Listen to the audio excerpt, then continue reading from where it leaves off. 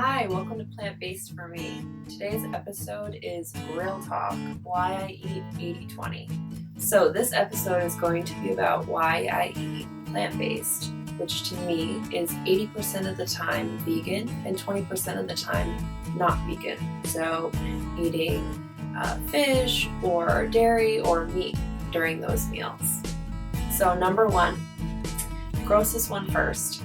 Sorry about this, but it has to be said because if I wasn't telling you, maybe you wouldn't know. So I didn't realize until maybe like my mid-20s or so, or maybe it was a little earlier actually. I think it was when I was like 20 or 21 that my digestive system was a little off.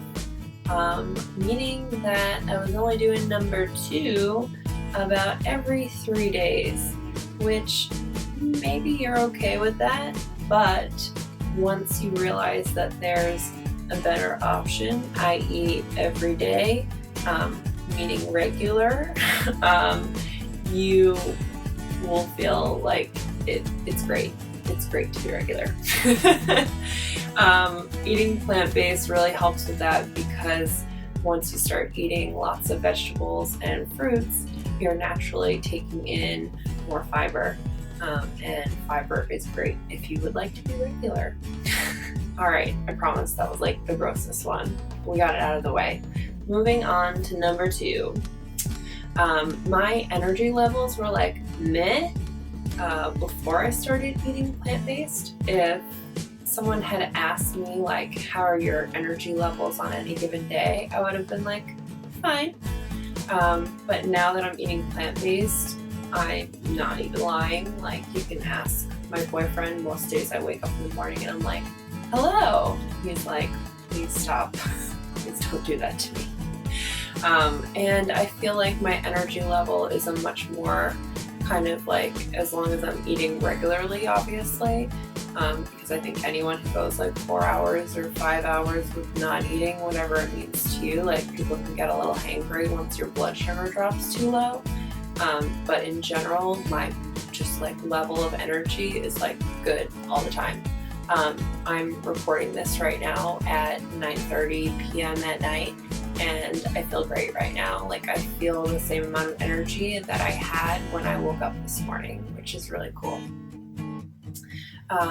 Number 3, I decided to be honest with myself about the fact that cooking meat just kind of grossed me out, handling it in general. Sometimes if I'm feeling a little sensitive and I stroll down the meat aisle at the grocery store, even still, I can kind of be like, okay, lots of dead stuff going on around me. I guess because it's just like calling a spade, right? So we use terms when it comes to animals that are alive versus animals that are dead. We have like a different set of terminology, how we talk about it.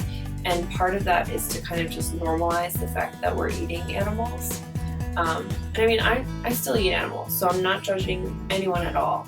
I'm just trying to work through sort of my process of how I got to this point that I wanted to eat dramatically less animals than I used to. So stick with me. So like I said, calling a spade, if we were to label like 75% ground lean beef in the grocery store as like dead cow shoulder meat, I don't know if it would sell as well, but that's what it is. So if you already naturally have some sensitivity around that, meaning not that you're someone who cries all the time, just that it's something that's front of mind for you and you're very aware of it, it's totally okay to just go with that feeling and eat less meat than your family or your friends do. Like, just listen to that if that's how you feel. I used to kind of think, I'm just like being silly and I should just kind of like, push through it, go with the flow. But then I was like, but why? Like, you don't have to. That's definitely an option for you to just listen to how you're already conceptualizing the idea of eating a dead animal. And if you're not cool with it, you can eat less or you can eat none at all. And that's totally fine. Reason number 4, you can become basically like an eco-warrior overnight if you become plant-based, and let me tell you how. So, little story, when I was young, I used to watch a lot of like Captain Planet and PBS. And so those basically were showing me, those shows on TV were showing me how as a kid I could be empowered to help conserve the environment, which is pretty cool. But sometimes it's not actually like logistically easy to get done. For example, when I was about 5, we were living in an apartment, a very, very small apartment between houses. We were waiting for our house to be built. And the kitchen was like this small, like no room at all, really, really tiny. And I told my mom that I thought it was really important that we recycle. And there was like nowhere but recycling bins. We didn't have a basement, we didn't have a garage, we didn't have a backyard, we didn't really have any space in the kitchen. So I said, don't worry, Mom, I've got this. We should just put them in the living room. So she indulged me for a little while, and we had some recycling bins in the living room. So conserving the environment has always been something that's sort of, front of mind for me. It's meaningful to me to think about those things and try to live in a way that is helpful to the environment. And I'm not sure if you're aware, but a quarter pounder of a beef burger, just like regular hamburger that you eat, is about 450 gallons of water that needs to go into making that one like beef patty, which is kind of insane. And chicken, unfortunately, is not that much better. So just like switching from one meat to the other is still not helping the environment. But if you typically today eat meat like 3 times a day, and then you cut down to 2, or you cut down to 1 time a day, like 1 meal a day rather, you are already helping the environment by like leaps and bounds. So that's really exciting to me that my eating habits now align more closely with my values when it comes to conserving the environment. Reason number 5 is I was getting kind of bored with cooking by age like 25 or so. You think about if you're cooking the same things that you grew up eating, if you're lucky to have like a parent that cooked for you. So I kind of feel like the way I try to live my life is based off of a popular song lyric. If you're bored, then you're boring, essentially. So I decided like, okay, I'm eating chicken with like cooked vegetables so many times a week, and I'm so bored with it. Like, I need to do something else because it's making me dread cooking. And eating plant-based has actually opened up like so many different kinds of cooking that I never would have done before. I'm eating new kinds of cuisine that I didn't grow up eating. And I'm also, I think, being a little bit more adventurous in the type of recipes that I'm picking. There's some awesome recipes out there where you just like take, cashews and make them into like a similar kind of cheese thing. Like, obviously it's not cheese, but it's the same idea. There's a lot of vegetables that you cook exactly like you would cook a piece of fish or a piece of meat, and it just like you come up with these like really great meals in the end. So I feel like becoming plant-based has made my cooking more creative again and more fun. So number 6 is kind of vain, but if it's important to you, it's important to me in some ways, then you'll find it very exciting. I grew up with like a little bit of eczema on my arms, like not a big thing, but I feel like I always had some kind of pimple on my face, like usually clusters, depending on, whatever was going on. And it's just like nice now to wake up in the morning and it can be sort of a wash and go situation versus fretting over like, oh, I have this like big pimple coming in the middle of my forehead. Should I put on like a full face of makeup before going to work?